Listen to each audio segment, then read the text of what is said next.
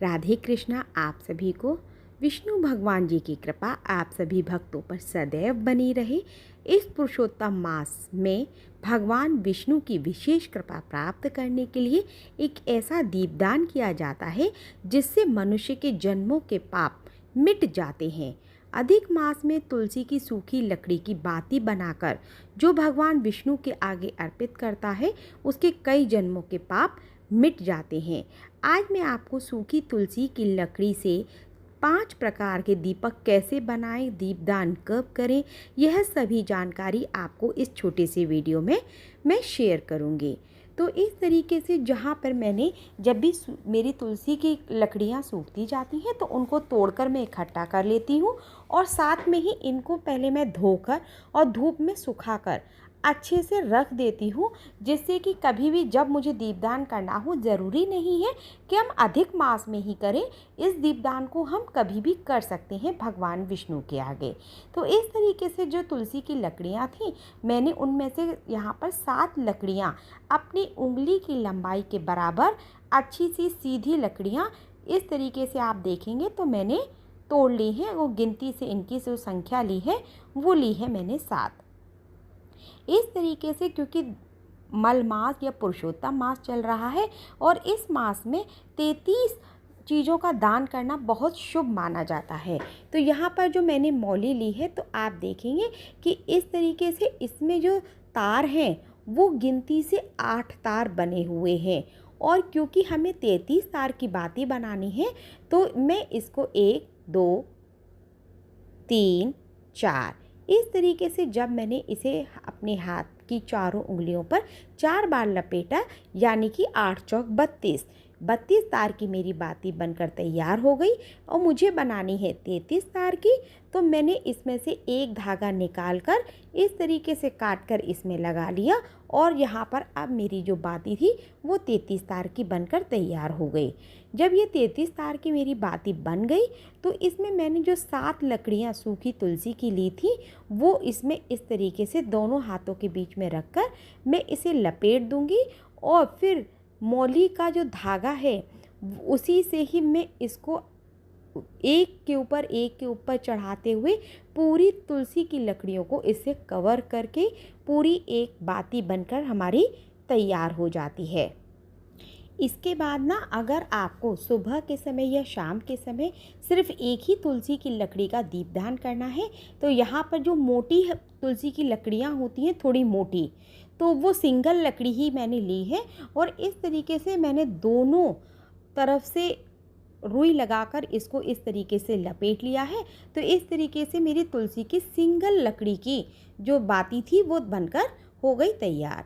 इसके बाद हमारी तुलसी की लकड़ियों में कुछ लकड़ियां ऐसी भी होती हैं जो बहुत कमज़ोर होती हैं और इस तरीके से तो उनका एक तीसरा तरीका भी होता है कि हम दीपदान कैसे अधिक मास में और किस तरीके से कर सकते हैं। तो इस तरीके से तुलसी की जो छोटी छोटी लकड़ियां थी मैंने उनको महीन महीन इस तरीके से तोड़ लिया है। लेकिन इस दीपदान को करते समय हमें एक बात का विशेष ध्यान रखना चाहिए कि तुलसी की लकड़ी को हमें एकादशी, द्वादशी या रविवार के दिन तो हमें बिल्कुल भी नहीं तोड़ना चाहिए और कोशिश भी हमें यही करनी चाहिए कि इस तरीके से जब भी हम लकड़ी तोड़ें वो सूखी हो, हरी बिल्कुल भी ना हो। तो इस तरीके से तोड़ने के बाद आप इसमें छोटी सी एक कपूर की डेली रख दीजिए तो ये तुलसी का एक छोटा सा हवन भी हो जाता है और आप विष्णु भगवान के आगे इसको दीप प्रज्वलित करके आरती भी कर सकते हैं। अब आता है इसका चौथा तरीका कि हम और किस तरीके से दीप जला सकते हैं। तो इस तरीके से जिस तरीके से मैंने पहले पतली पतली तुलसी की लकड़ियाँ तोड़ी थी, अब दोबारा से भी मैंने इसी तरीके से तोड़ ली है। यदि आप एक विशेष तिथि जैसे एकादशी, अमावस्या या पूर्णिमा पर दीपदान कर रहे हैं, अधिक मास के ये अंतिम दिन बचे हैं और अभी हमारे पास एक एकादशी अमावस्या भी है, वैसे तो आप दीपदान किसी भी समय कर सकते हैं। इस तरीके से करने के बाद आप घी से लगी हुई या तिली के तेल से लगी हुई एक बाती इसके ऊपर रख दीजिए। तो जब आप दीपक जलाएंगे तो ये तुलसी की लकड़ियाँ भी जल जाती हैं। इस तरीके से ये मेरी चौथा तरीका था तुलसी की लकड़ी से दीपक तैयार करने का। इसके बाद आता है पांचवा तरीका। तो इस तरीके से मैंने अपने एक पुराने वीडियो में आपके साथ पहले भी शेयर किया था कि मैंने एक कच्चे सूत से और मौली से दोनों ही तरीके से किस तरीके से ये 33 तार की बातियां बनाई थी। तो यहाँ पर आप देख रहे हैं कि मैंने 33 तार की 33 बातियां बना रखी हैं। क्योंकि मलमास में अगर आपको समय नहीं मिल पाया है तो आप एक ही बार में ये सारी बातियां एक बार में बना लीजिए। और जिस तरीके से ये तुलसी की लकड़ी है, अपनी उंगली के बराबर 5, 7, 11 जितनी भी आप चाहें उन सबको लेकर इन 33 तार की बातियों के बीच में रख दीजिए और कोशिश ये करिए कि वे बाहर ना निकलें। और फिर उसके बाद दो चारों तरफ से इसको लपेटते हुए आप किसी मौली या कलावे का यूज़ करिए और इसको चारों तरफ से टाइटली बांध दीजिए।